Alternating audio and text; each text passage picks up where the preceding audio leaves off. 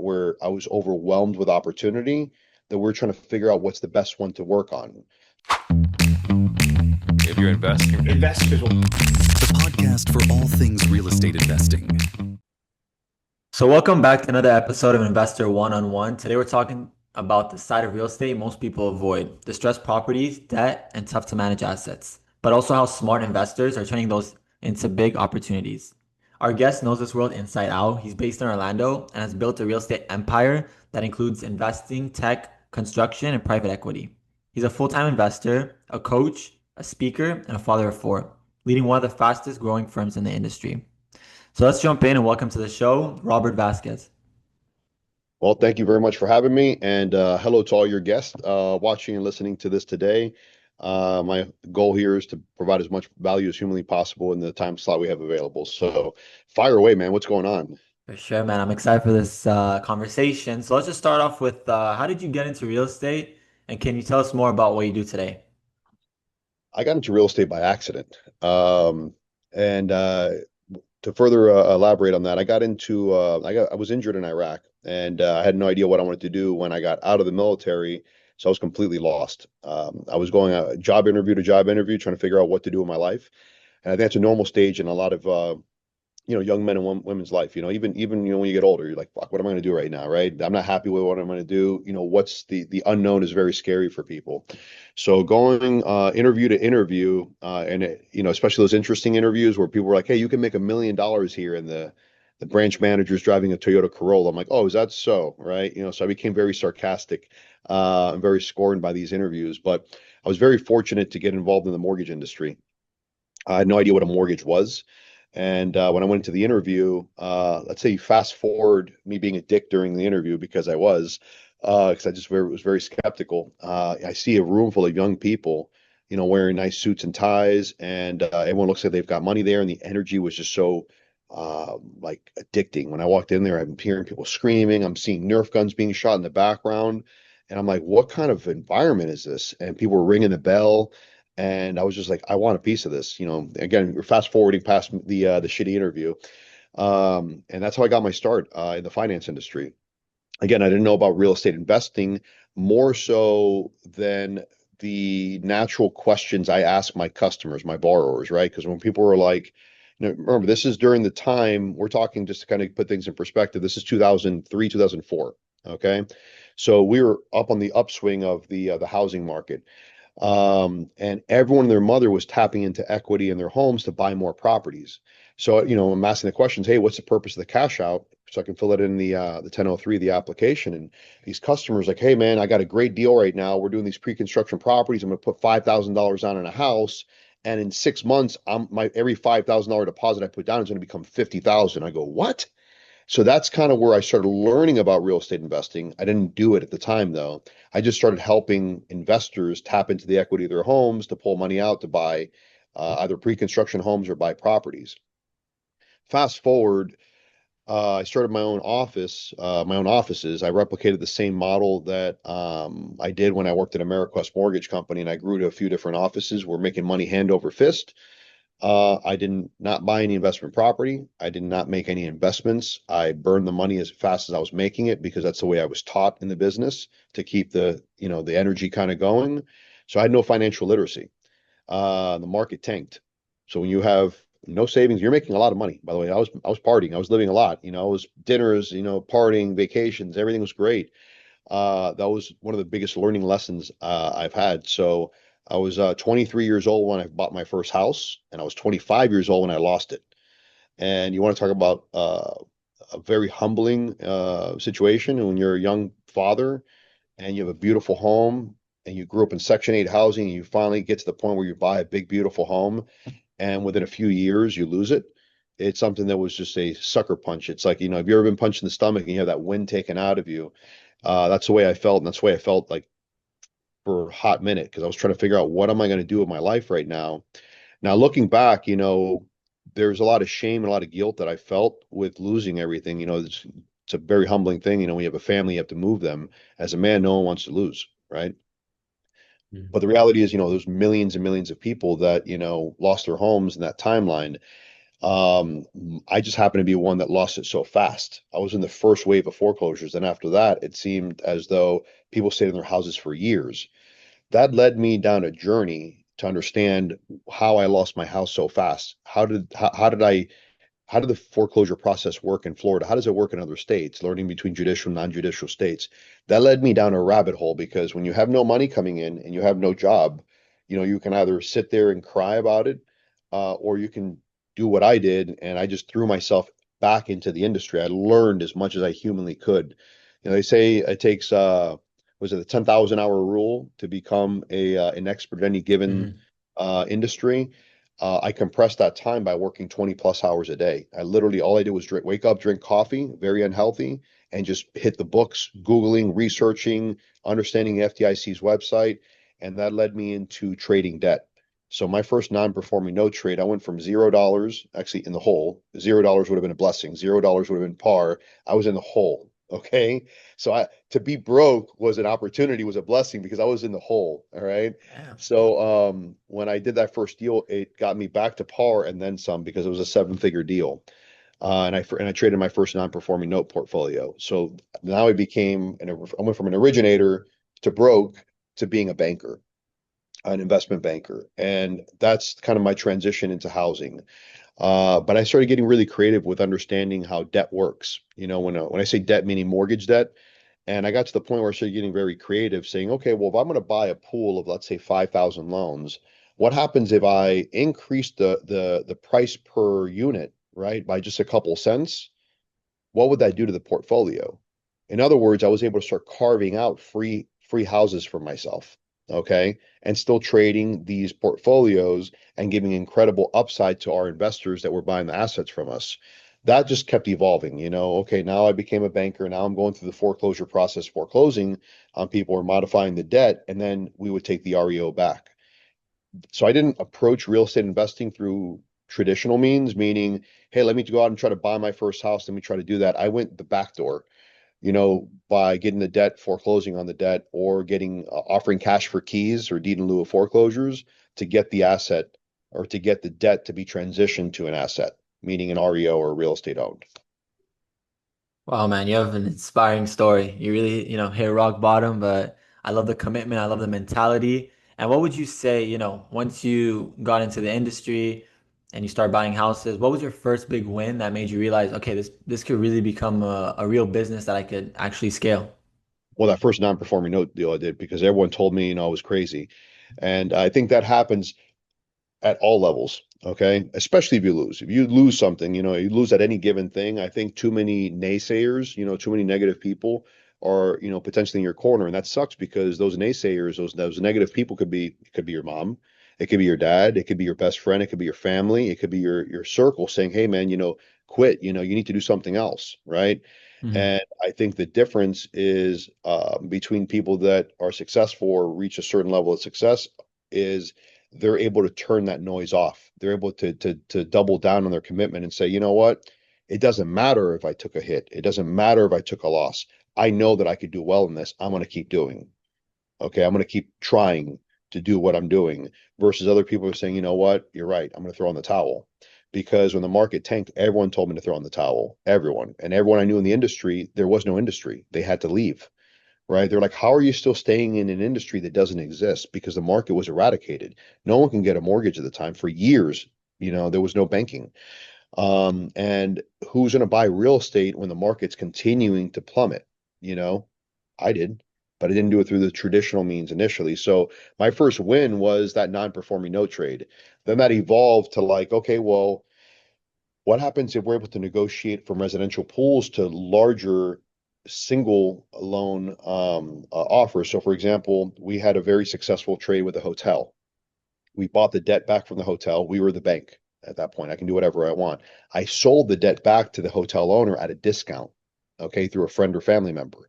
I, as the bank, can do whatever I want. I can allow them to do whatever I want. Traditional banks in that situation would say it needs to be an arm's length transaction, meaning you can't sell to a friend or family member.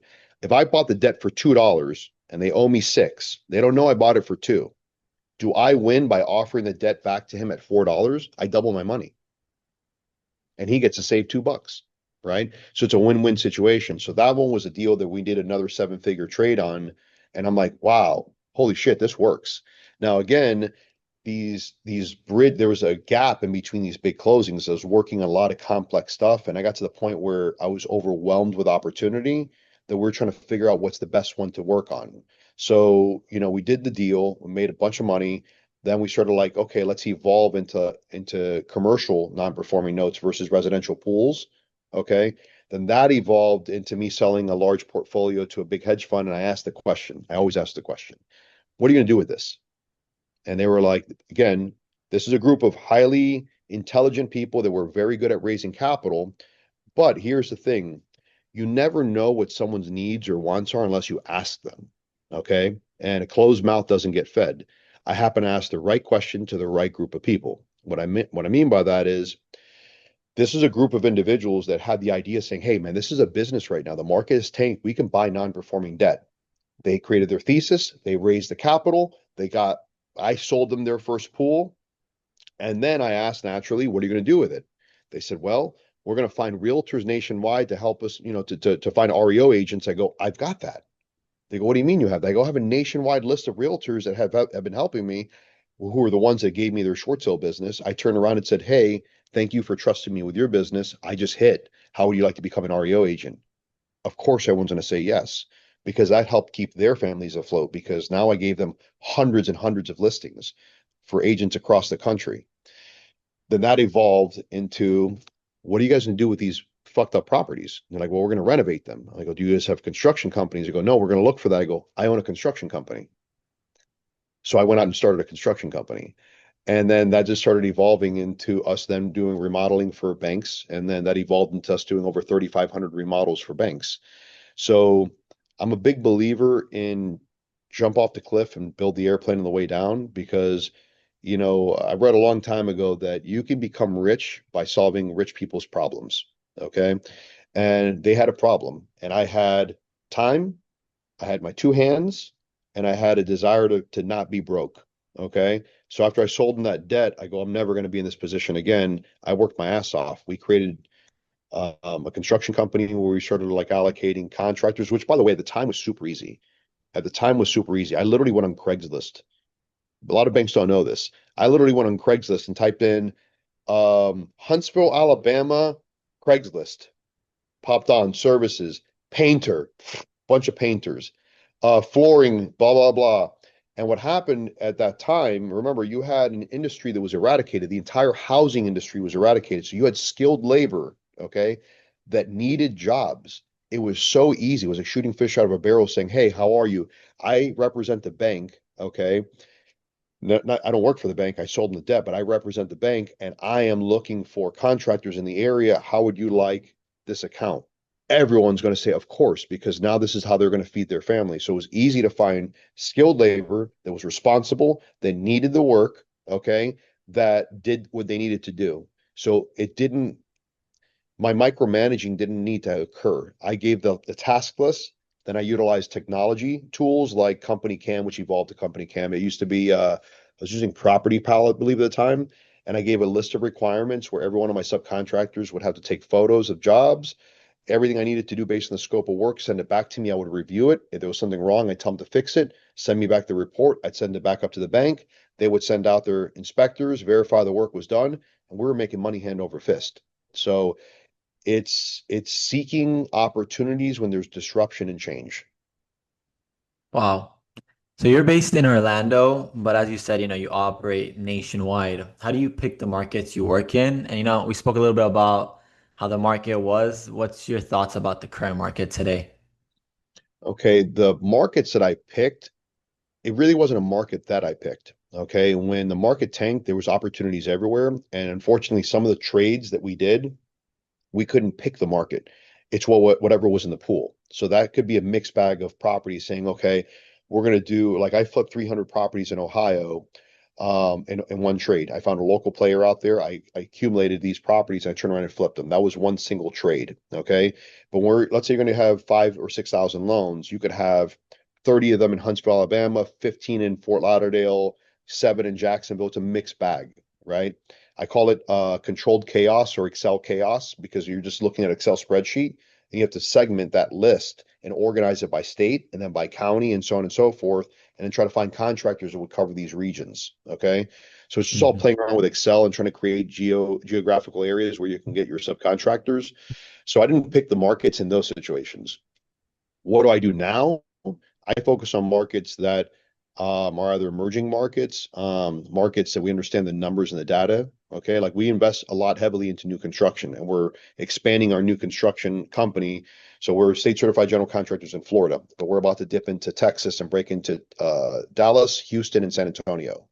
I'm getting my GC license in North Carolina. That gives me the whole state. So depending on the markets there, like the triad or whatever it is, triad circle, whatever, that whole market up there, these are hot markets. Plus, I get to benefit from being part of one of the best masterminds in the country, the boardroom. So we have some of the top real estate investors in the country.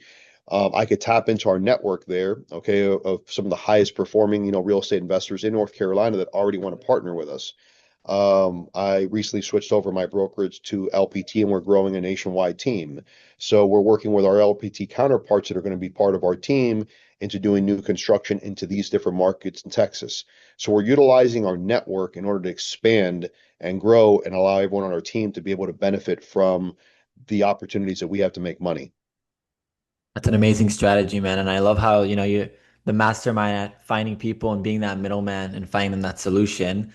When you're looking at a distressed property or REO, what's the first thing you evaluate? Let's say you're going into a new market. It's like anything else. The math is the math, right? Math is the language of business. So when we're going into any new market, it's simple. And this goes across everywhere, right? What's the ARV?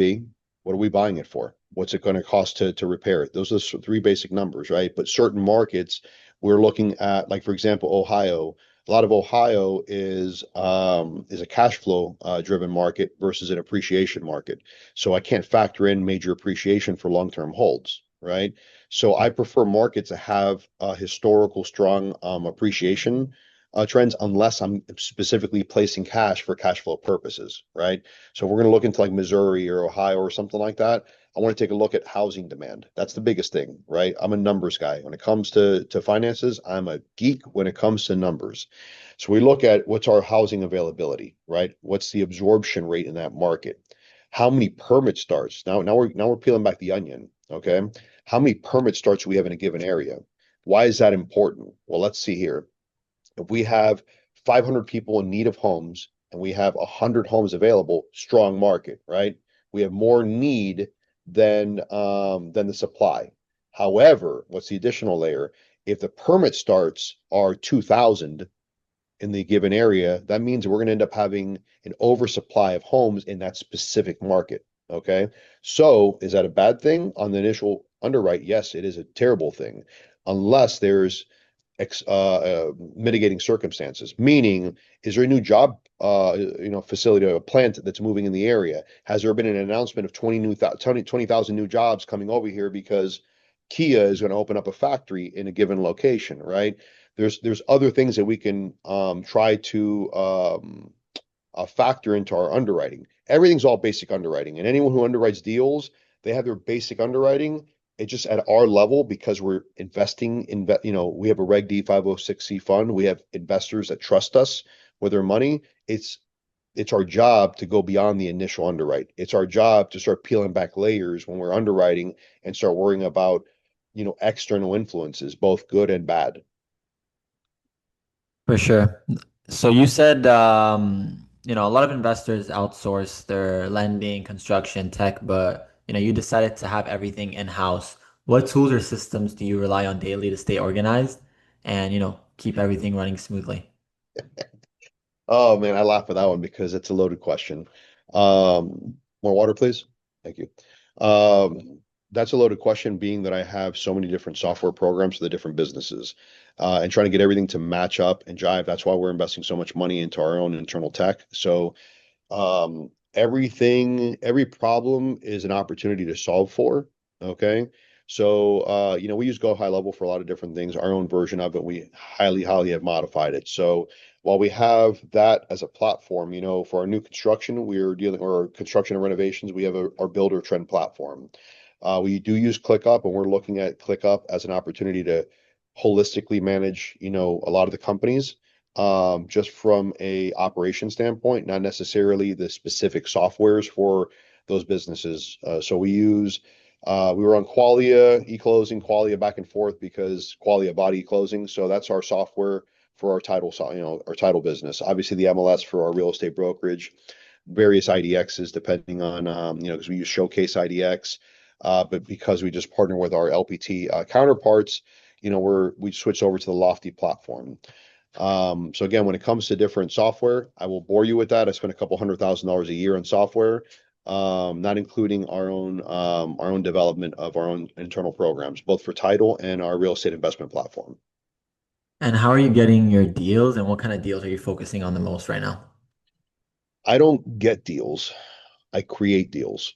And that's the difference in the marketplace. Everyone's out trying to chase deals. And the biggest competitive advantage that I have as a developer and as a builder is that I create. I don't compete. Okay. And I love that statement because everyone out there is waking up trying to figure out where their next deal is going to come from, and we get to create our opportunities. So whether that be we're going to lock up a piece of large land and then create our own subdivision, we're creating that. We know we have that in the pipeline. I know that we are entitling land in Lake County to build over 500 units. Okay. So even though that process might take 1, 2, or 3 years, maybe even 4, we know that one of those projects, it's going to be a $30 million delta, meaning a $30 million profit. Would you work for 3 to 5 years for $30 million? I would. Okay. But we have 3 to 4 of those going at the same time in that market. So just kind of do the math there. When it comes to our ground up construction, it's easy. We find a vacant lot. You know what the competition is on lots versus single family homes? Significantly lower when it comes to lots. Okay. And there's a difference because there's a lot of people that are out there trying to target these lots to try to flip them, but the pool for qualified buyers is even lower. Okay. You're going to have builders, right? And again, lower doesn't mean less. Okay, by any means. It just means it's a more of a niche market. And to an extent, they say the riches are in the niches, but we get calls all the time from people saying, "Hey, I got a great lot. I want to sell it to you." And they do a quick little math because they saw a video online. I go, "Great, I'm not going to pay that." They go, but a builder is willing to pay that. Well, I'm glad you're telling me what a builder is willing to pay, that you should buy it, because I'm not going to pay for that, right? Because they don't understand the math. There's many different levels when it comes to pricing lots. As an example, the general rule of thumb that people see online is that builders willing to pay up to 20% of the finished lot cost. Other mitigating circumstances is there public water, public sewer in the site? If not, then we have to factor that into the cost. Is it a finished lot? Do you even understand what a finished lot means, right? Because some people will look at a wooded lot and they try to sell it to me for a premium, but then we have to account for clearing the lot. We have to account for either putting in a septic or well if it doesn't have public utilities. And then another factor is dirt. A lot of people misunderstand dirt, the cost of dirt. Okay. For example, on a job I just did right now, we're $17,000 or $18,000 to bring in dirt. Why? Here's what happens. You have a wooded lot, you start removing trees, right? Guess what happens to the earth when you start removing trees? A cavity, because the root systems and everything you're taking off starts depressing the ground.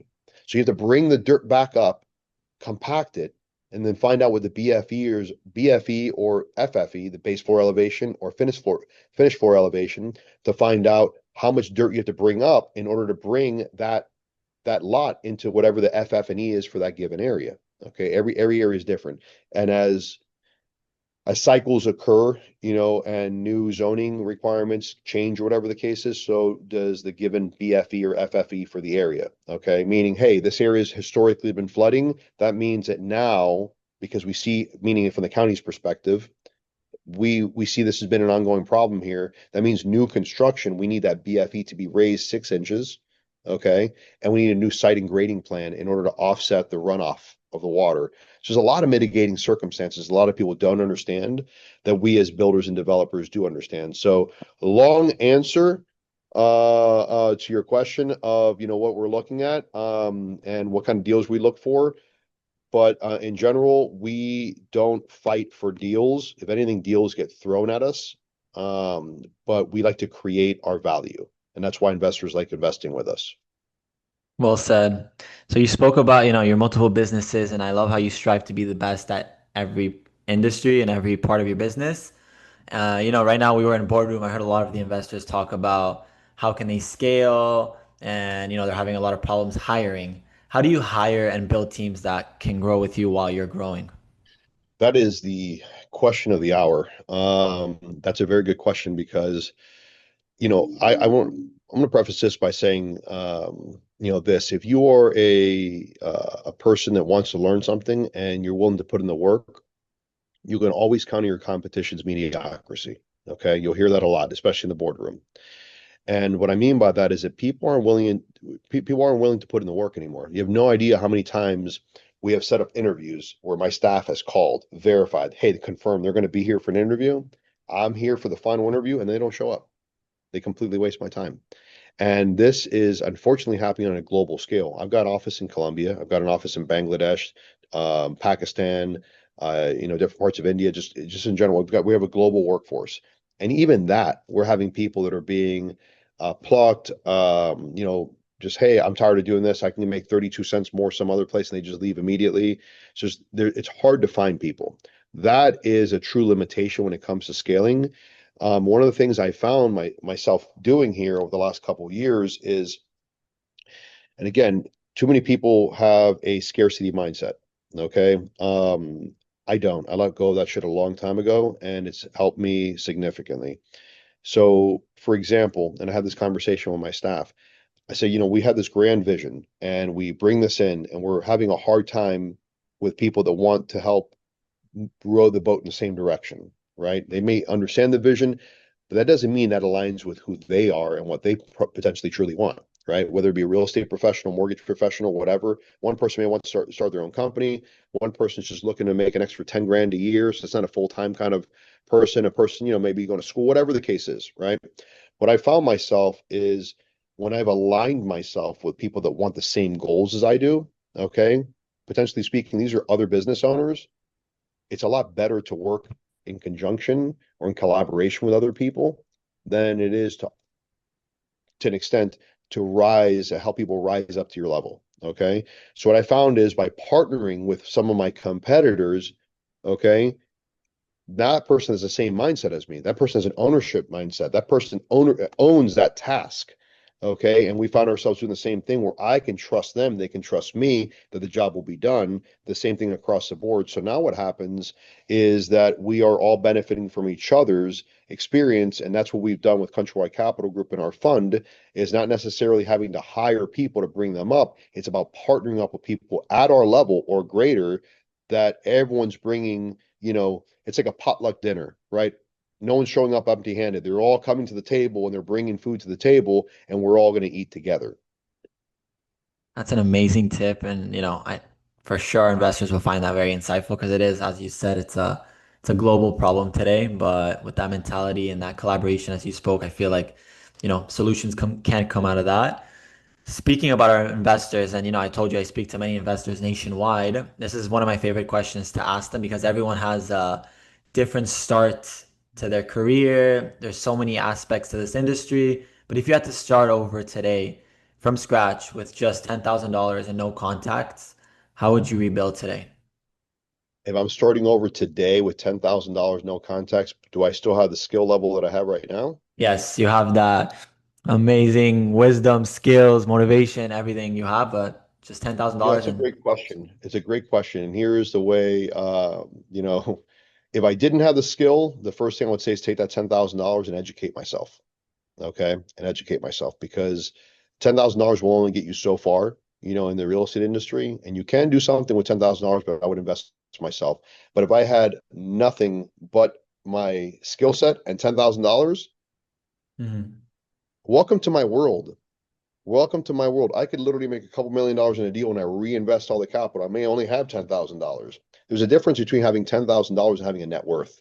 Okay. And I say that loosely because sometimes, when we're going on making large investments, it's this cash flow game. I may put out X amount of dollars out because we're expecting X amount of dollars back in, right? But then guess what happens? We put all the money out and we are expecting 10, 15 closings to occur, 7, 8 figures potentially could be coming in, but then hiccup, problem, delay, financing issue, and all that gets delayed.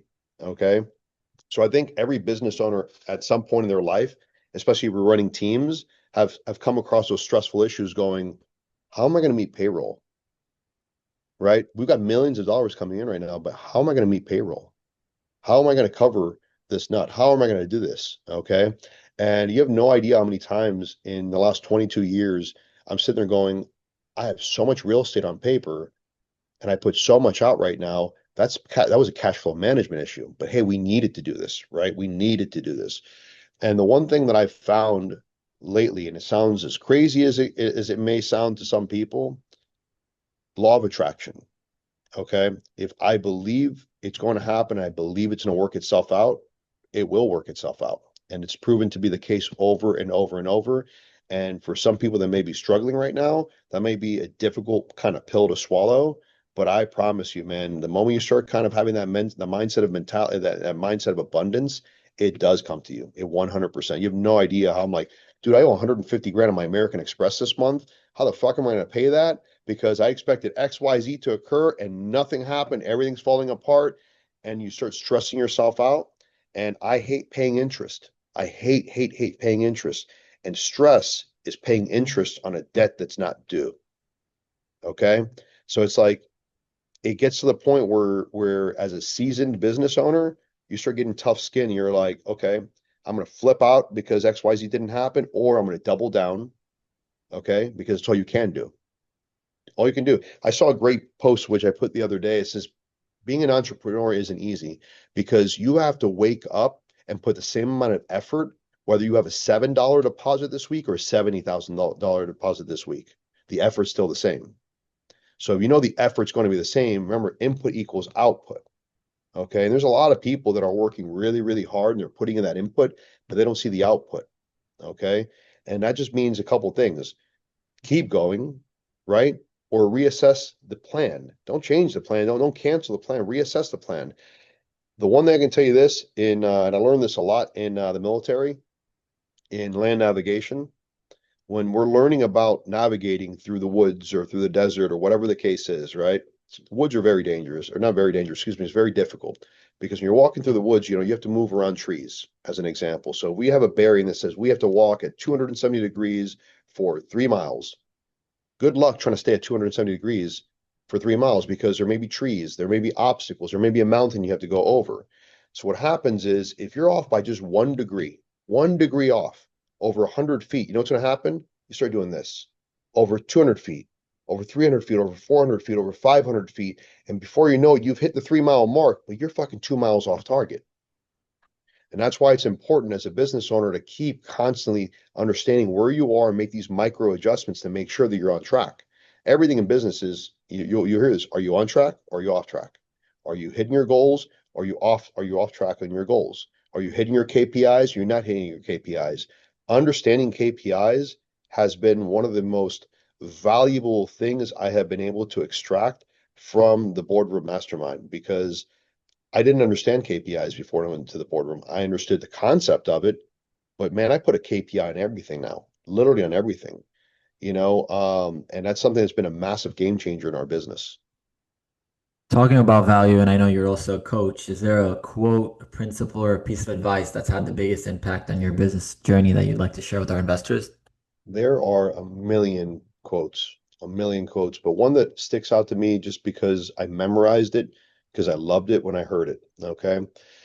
It's from the book The Art of War by Sun Tzu, and there's a lot of history with that book. I think it's a requirement that all generals in the military read, and I think it's a requirement that all Chinese soldiers have to have that book on them. I think all Russian soldiers have to have the book, whatever the case. It's a powerful book in business and relationships and everything else. I try to read that book once or twice a year. Okay. Wow. And one of the biggest ahas, because it hit me, this may not hit you, but it hit me the way I read the message. And it says, if you know yourself and know your enemy, you need not fear the results of 100 battles. If you know yourself and you know not your enemy, for every victory gained, you also suffer a defeat. And if you know not yourself and know not your enemy, you will succumb in every battle. So if you think about that, kind of process that, start breaking down those three stages. Okay.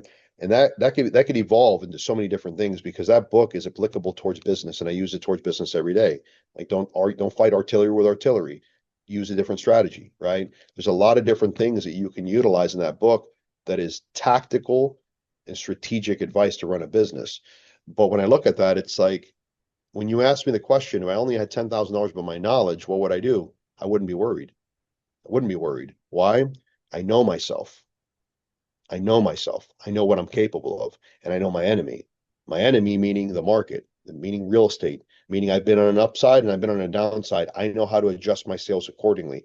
I know myself and I know my enemy. I don't have to fear the results of 100 battles because I'm going to fucking win. I'm going to win no matter what. I may lose a couple battles, but the war I will win. Now, if I know myself and I don't know my enemy, for every victory gained, I can also suffer a defeat. So I might make small little wins in battles, but I might lose the war because I don't know what I'm fighting, right? I don't understand the market. This is where you have to double down and educate yourself. This is where you have to really truly understand the market. This is where you have to roll up the sleeves, put fucking TikTok and Instagram down and do your own research and understand your market. That way you yourself are making educated decisions. Win or fail, you're making these educated decisions not based on what other people are saying, other people are doing. Okay. And again, I say at younger levels, if you don't know yourself, and most younger people don't really know who they are, what they want in life, and they don't know what they want in the outcome, you're losing. You're losing at everything, right?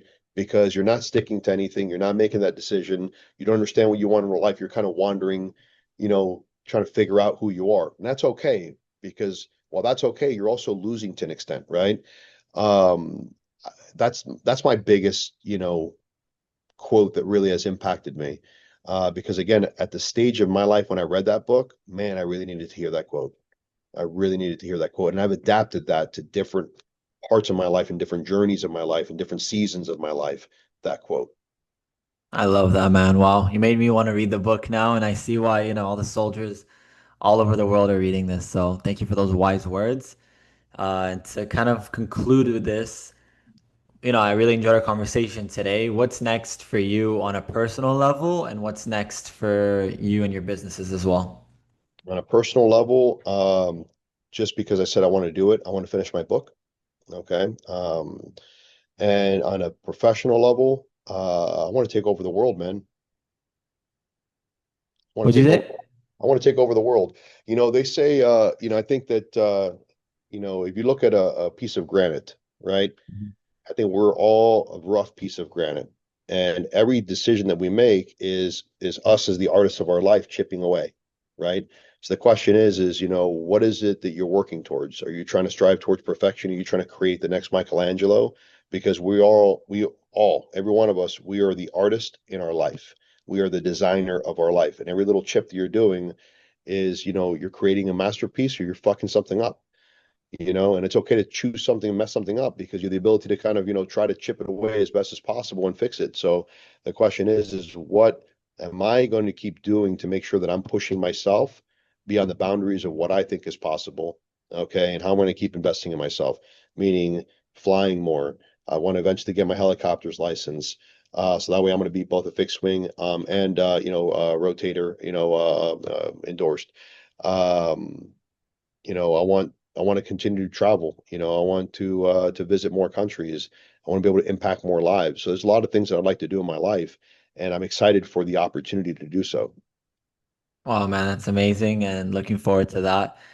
Robert, you're amazing. Thank you so much for sharing your story today with us and your wisdom. It's been a pleasure having you on Investor One-on-One. If our listeners want to connect with you and learn more about you, what's the best way to find you? Find me on Instagram, Passive Income Cash Flow Kings is probably the best route.